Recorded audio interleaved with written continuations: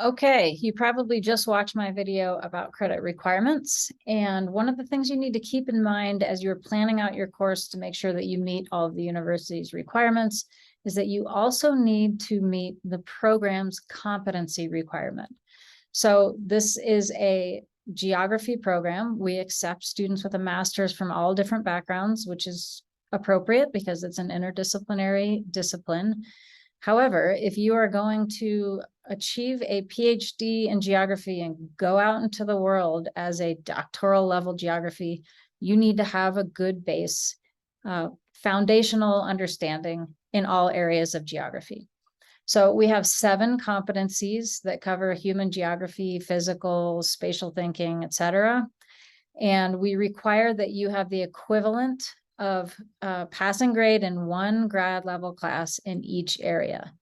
Now, some of those areas, you're going to easily achieve the competency by coursework you've already done in your master's. That's grad level coursework that you've already passed that probably deals with some aspects of geography.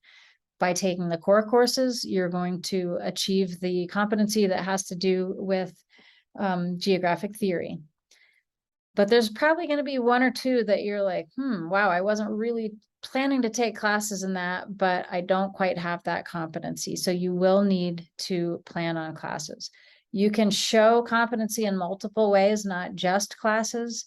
Maybe you're assigned as a TA to teach a class. Maybe you have come from an employment position that were in that position, you mastered a certain competency.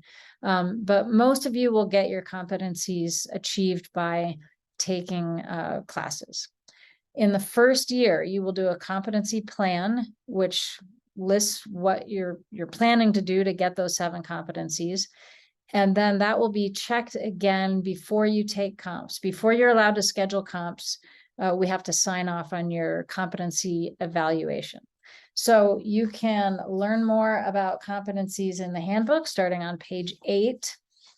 And we have a description of all these processes, the competency plan and evaluation.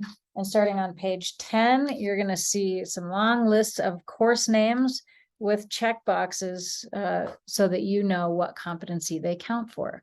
So as you're planning your coursework, make sure you're planning to pick up any competencies you don't already have and get them on your list and plan out when they're going to be available and make sure that you sign up so that you get that done.